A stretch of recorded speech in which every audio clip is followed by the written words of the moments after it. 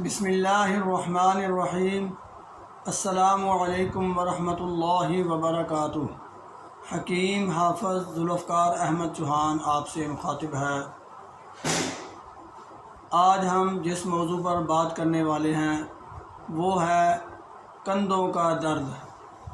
آج کل اس کا بہت مسئلہ لوگوں کو درپیش ہے، تو اس کی صورتحال کیا ہے اور اس کا علاج کیا ہے، آج ہم اس کے متعلق آپ کو بتائیں گے۔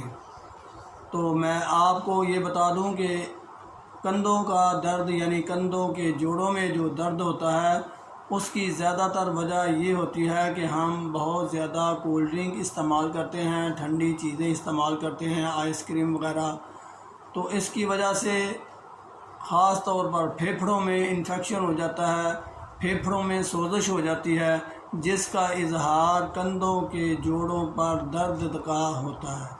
کندھے کے جوڑ درد اس طرح کرتے ہیں کہ حرکت کرنے سے بھی مشکل پیش آتی ہے۔ تو ایسی صورتحال میں ہمیں کیا علاج کرنا چاہیے؟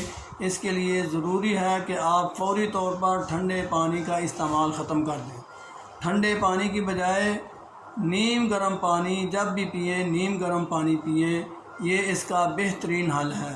اور دوائی کے طور پر اگر ہم آپ کو بتائیں تو اس میں پودینہ اور اجوائن ان دونوں کا پاؤڈر بنا لیں اور صبح دوپہر شام نیم گرم پانی کے ساتھ آپ اس کو استعمال کریں، کھا لیں۔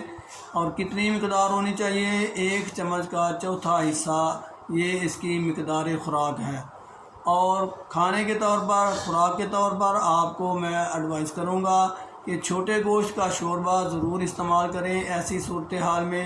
اگر وہ اویلیبل نہیں ہے تو اس کا جو نعم البدل ہے وہ میں آپ کو بتانے لگا ہوں۔ یہ چٹنی ہے، پودینہ، سبز مرچ اور ہلکا سا نمک، یہ آپ چٹنی بنا لیں۔ اس چٹنی کے ساتھ بھی روٹی کھائی جا سکتی ہے، لیکن جو شوربہ ہے چھوٹے گوشت کا اس سے بہت جلد فاقہ ہونے والا ہے، بہت جلدی آرام آ جاتا ہے۔